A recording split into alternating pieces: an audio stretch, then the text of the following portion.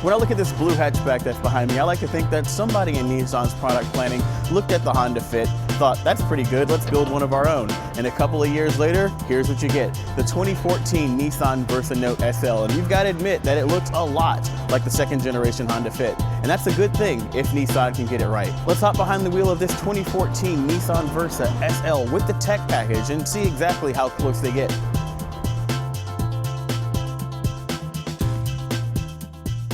Now, in the cabin of the Nissan Versa, the first thing you're going to notice is that it feels really cheap and plasticky. They don't really hide the car's price tag here in the dashboard. The good thing about this car, though, is that Nissan has done a really good job with the packaging. There's a lot of space in here for people and things. I've got the seat adjusted for myself. I'm about 5'9", and you can fit a 6-foot tall adult behind me with a decent amount of leg room. So if you want to get people around and not take up a lot of space on the road, this is a good car for that. Now, ours is an SL model. It's equipped with the SL package, and that's the trim level you're going to want to get if you care anything about technology. Now, this has got the larger 5.8-inch touchscreen, and when I say larger, I put that in quotes because this whole interface is going to be dwarfed by your average iPad mini, but it's a decently sized screen. You're going to get navigation, and that's going to also come with XM nav traffic, so if you'll be able to see traffic on the road. The rear view camera that you'll get in the SL package with the tech package gets updated to Nissan's around view camera, and that's actually going to use cameras in the wing mirrors and a camera on the front to augment the rear camera to give you a view around the vehicle. That's really helpful when parallel parking so that you can see how close you are to the curb and what's going on behind the vehicle. You also get dynamic trajectory lines, so when you turn the wheel, you'll see where the vehicle is going to go on the map. That makes this already small, very parkable vehicle a lot more parkable. You'll be able to squeeze into those tiny spots without worrying about bumping your optional 16-inch wheels on the curb or bumping into the vehicles ahead of you. The tech package also comes with an interesting feature that allows it to read incoming text messages. Now, when you're on the road and you're driving, you don't really get a pop-up, but when you're parked, you get a pop-up that allows you to either read the message on screen or ignore it. When you're on the road, the pop-up only gives you the option to read the message aloud using a text-to-speech engine so that you can see what the message is without having to look at the screen or look at your phone. You can also set the system up to send canned responses to people while you're driving so they don't continue to bother you with follow-up messages. So there's the message. Message from Antoine Goodwin. Hey dude, let's get soft tacos later. Now, the interface is pretty simple. You've got hardware buttons for most of your functions, but some things are kind of hard to find on the interface. And they've managed to some kind of a way mess up the volume knob. This should be like a simple thing. You turn one way to get your volume louder and you turn the other way to get it lower. But I found that if you turn it a little too quickly, it tends to like jump around a little bit. So I'm only going forward and you'll see that it kind of like pops up and down like in the wrong direction every now and then. So sometimes you'll be driving around and you'll want to crank up the volume a little bit and it'll just pop down to mute. It's kind of weird and I don't really understand why the volume knob doesn't work like a volume knob is supposed to be, but it's a cheap car and they probably cheaped out on the controls behind that.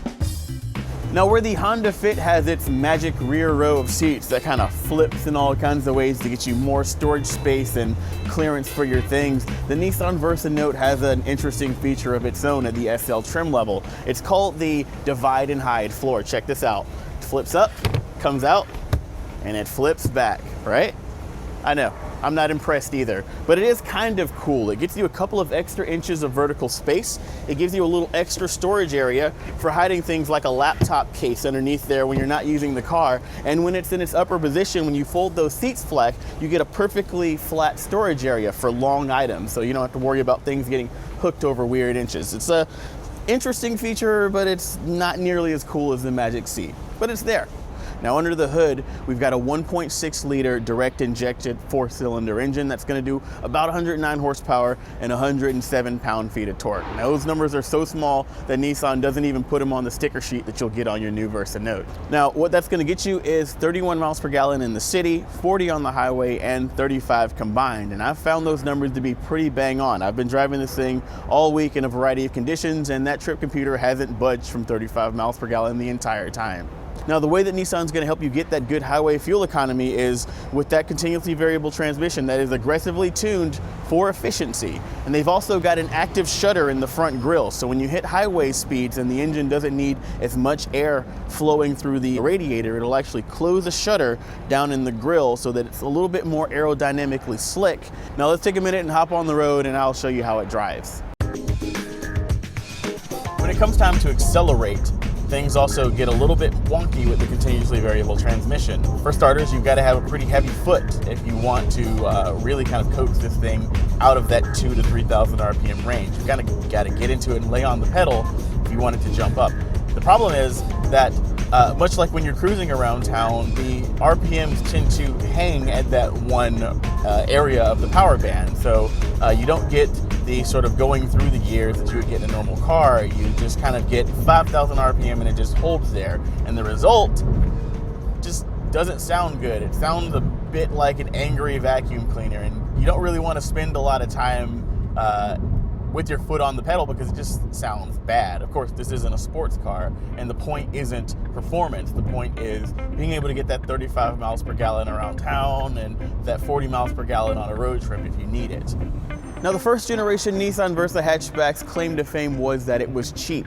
Very cheap. At one point, it was the cheapest new car you could buy in America. Now, this 2014 model is a bit more expensive, but it's still inexpensive. This SV model is pretty close to being fully loaded at $15,995, and you're gonna add $1,700 more to that to jump up to the SL package. That's gonna get you some nice things like bigger wheels, fog lights, heated seats, and keyless entry with push-button start.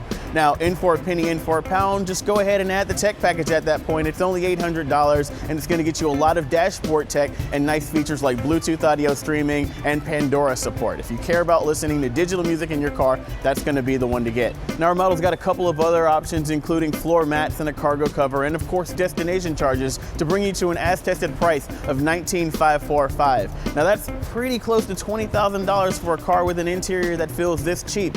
But there's a lot of space in there, and it is a nice compact car with really good fuel economy. That said, I'm still looking twice at the competition from Honda and Hyundai.